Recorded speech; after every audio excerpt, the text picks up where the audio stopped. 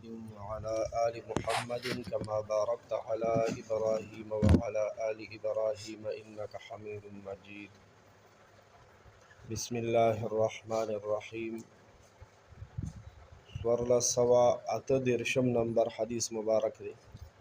1438. وعن عبد الله بن بسر رضي الله تعالى عنه قال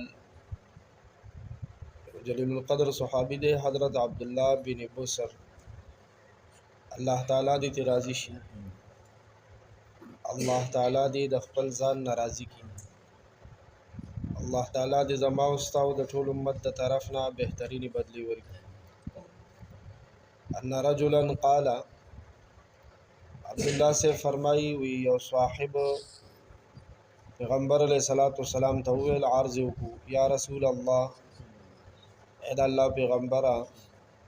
صلی اللہ علیہ وسلم ان شرائع الاسلام قد کثرت علی یقینا د اسلام احکامات خو زما په نسبت ډیر زیات دي ټول منما فاخبرني بشیء ما ته یو داسې خبر راکا ما په یو داسې خبره پوهی کا اتشبث به چې زه د هغې پابند اوسم څه وظیفه را لراکا چې زه د هغې پابند اوسم. قال نبی علیہ السلام ورته ارشاد فرمایلو لا یزال لسانک رطبا من ذکر الله ستا زبان دی د الله تعالی ذکر سره تر و تازه وي ستا ژبه دی د الله تعالی یاد سره تر و تازه وي.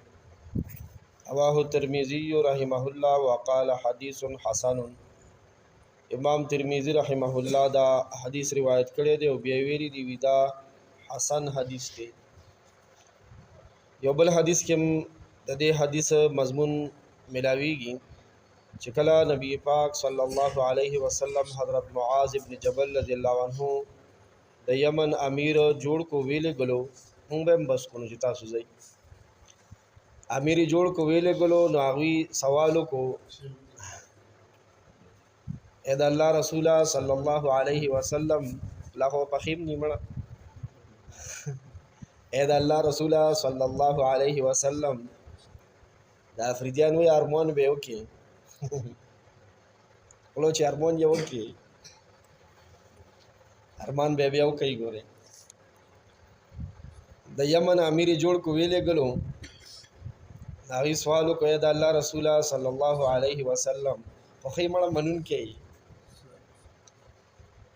منون کوي جزاک الله اے د الله رسول صلی الله علیه وسلم د الله تعالی په نسبت د ټول نه زیات محبوب ترین عمل کم یو دی سبحان الله د ټول نه زیات محبوب ترین عمل کم یو دی. نبی علیہ الصلوۃ والسلام د حضرت معاذ رضی الله عنه په دې سوال باندې دا جواب فرمایلو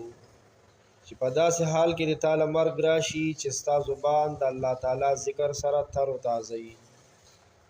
محبوب ترین عمل کوم یو شو په داسې حال کې د تعالی مرګ راشي مال د مرګ راشي چې ستا زبان د الله تعالی ذکر سره تر و تازه وي. دا کوم حدیث چې روان دی کې دا ټکی رالو چې دا صاحب ویل او ابن ماجه شریف د حدیثو کتاب دی هغه کې راغلی دی چې یو عربي ویل دلته داسې ویل شوی دی چې یو رجل یو سړی ویل ان رجل اول ته ان عربي یو عربي ویل چې ان شرائع الاسلام قد کثرت د شریعت احکامات خو ډیر زیات دي. یاد ساتئ د دې صحابي رضی الله عنه د سوال ای چریم دا مطلب نو چې د شریعت احکامات خو ډیر دي زه په کم باندې عمل کوم ما ته صرف آسان غون عمل خو دا مطلب اس محدث نه بیان کړي بلکې د دې جملې مطلب محدثینو دا خودلې دي چې د شریعت ټول احکامات منم ضروری دي د شریعت ټول احکامات منم ضروری دي. ما د پکې یو داسې سیز او خایي غواړم چې هغه خپل مشغله جوړه کم هغه پورې خلم او هغه کې بیا پورا کمال حاصل کما. بیا ورته نبی علیہ السلام فرمایل چې هغه وخترین عملدار چې ستا زبان دی همیشه الله تعالی ذکر سره تر و تازه زبان الله تعالی یاد سره تر و تازه د دې ډېر مطلبونه حضرات محدثین او شارحین د حدیث بیان کړي دي. لکه یو مطلب دا بیان شوی دی چې جبه به خشکېدو ته نه پرېږدي.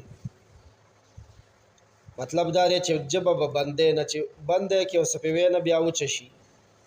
زبان به تازه ساتي، یعنی همیشه به د الله تعالی ذکر سره لګي. هسې خو زمونږ او ستاسو بې ادبي دي معافي، زبان نه وچېږي که نه، زبان زمونږ او ستاسو په تعلون نه لګي. سهار نه چې شروع شي که نه لروکی دی، لروکی دی، کشنی اورېبل او کوچ اورېبل، لروکی دی، لور دی، لور شنی اورېبل او کوچ اورېبل. او نه موږ ته پیغمبر علیه الصلاۃ والسلام فرمایلی چې دا زبان دا د الله تعالی ډېر لوی انعام دی، نعمت دی، احسان دی. دا به همیشه هم د الله تعالی په یاد کې روان وي، همیشه به د الله تعالی په یاد کې روان وي. الله دې د ډېر ډېر ذکر توفیق راکړي. بیا به څه خوند وکړي مړه ته سړی د یو سبحان الله ویلو په ارمان شي، یو وخت را روان دی. دویم مطلب دا دی چې دا کنایه ده در مرګ تر وخته پورې په ذکر پسې انخلیدل. دا نه چې یو ساعت لمې څه وکړو بس ذکر وکړو بس بیا په میاشتو میاشتو بند دی، نه، تر مرګه مرګه پورې به د الله تعالی ذکر کې لګیا وي زما زبان تر مرګه مرګه پورې. او دریم مطلب شیخ الحدیث حضرت مولانا محمد زکریا رحمت الله علیه فضائل ذکر فضائل اعمال کې ښودلی دی چې دا کنایه د عشق او محبت نه وي، چې چا سره محبت شي د هغه نامه اخیستو کې لذت او مزه راځي. د الله تعالی نامه دې داسې لذت او مزه او خوند سره واخیستلی شي چې د بنده په دې خوله کې ورسره څه پیدا شي، مزه پیدا شي. د هر شي خپله مزه یې که نه. اوس که دې مجلس کې ما تاسو ته نیمبو یاد کو، نیمبو نو په خپله به خوله کې څه راځي، اوبه به راځي. اچار مې یاد کو، نیمبو یاره چې خډک وي د رس نه، زیړ نیمبو یو په چاړه چاکو باندې څه کړي پرې کړي او هغه دارې ووایي، هغې نه هغه اوبه څه شي او بیا یې داسې څه کړي نچوڼي کړي یا د هغې هغه خپل څیز وي هغې کې کېږدي او وله زور ورکړي ګیلاس کې، او خو ګیلاس د رس نه ډک شي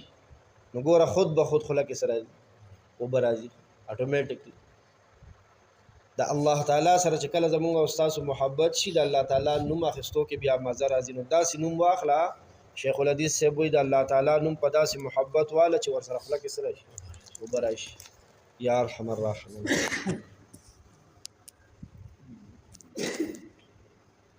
صلی الله